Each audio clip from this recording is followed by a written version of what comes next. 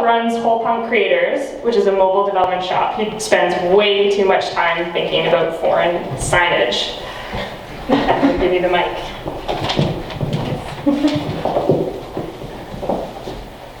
All right, so my name's Bob, and I have a problem, which is when I travel, I don't experience other countries like other people do. Other people experience it through like culture, cuisine, or architecture, and I do it through signage. And this is the only sign from Canada I'm going to show you today. That's from the Calgary Zoo. They have a problem with people sitting on lizards, apparently. This is from France, and when you're in a basement in France, they use negative numbers to tell you how far down you are. I love seeing the other concepts that other people have that we've just never been exposed to. This is, most of this is from a trip I took to Southeast Asia, and this was the in-flight on the way there. I love the hacks. For Korean, select Dutch, but you need to be able to speak English in order to use this hack. I was really uncomfortable with this button because I wasn't really sure what this button did. I was concerned it would adjust the volume of nearby women, what was it supposed to do, and so eventually I sort of got the guts up and I tapped the button, and punchlines are really hard to hit here, and it just summons people. But what I love is that terribly, terribly designed button. They actually labeled the close button with a word, but women with sound didn't need to be labeled. This is from Hong Kong. This is a pretty good indicator that in Hong Kong they've got a pretty direct culture. Are your kids annoying you? We can distract them. We have the technology, we've got the choice to do so. I don't know anything about Hong Kong other than like a 3-hour layover, and that's all I got. This is from Thailand. My favorite part of this sign is the English part, which is not about respecting those people, it's telling guys like me not to be an asshole on their buses, and I just sort of like that. In Thailand, the more decimal numbers you have, the better a sale it is. Or they have floating point errors, one of the two.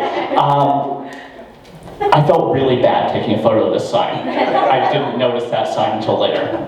This is from Cambodia, where they have the same problem with people sitting on their giant lizards as the Calgary Zoo does. I think the head of the dragon was originally supposed to be there, so I completely understand the point of the sign.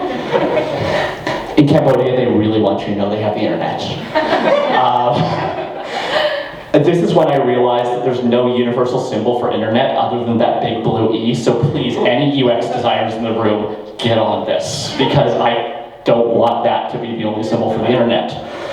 This one I had to take a photo of for the specific purpose that they welcome the people inside outside, which I think is the appropriate way to leave the internet.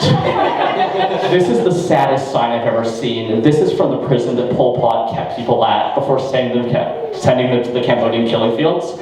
But I laugh every time I read the line, "Don't be a fool, for you are a chap who dared to thwart the revolution," and it makes me feel like a terrible person. Singapore has a lot of rules, but it's the best labeled country I have ever been to.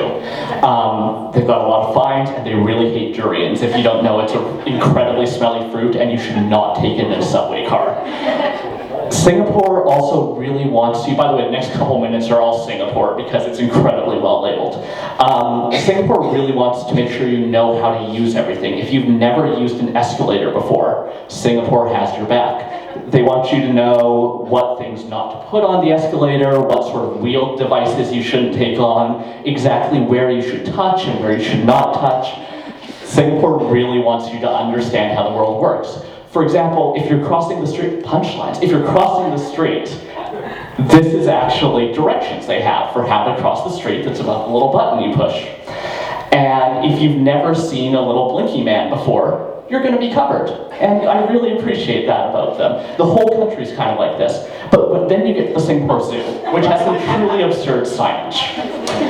And this is the worst sponsorship I've ever seen. I mean, they could have sponsored chickens, I guess, right? Like, they could have gone farther. It gets worse from here. This is the best one. This is what happens when you feed a kangaroo in Singapore. The sun gets very judgy, and because you can see the sun hasn't moved that much, what actually happened here is she fed a kangaroo, it died immediately, and then she ran away.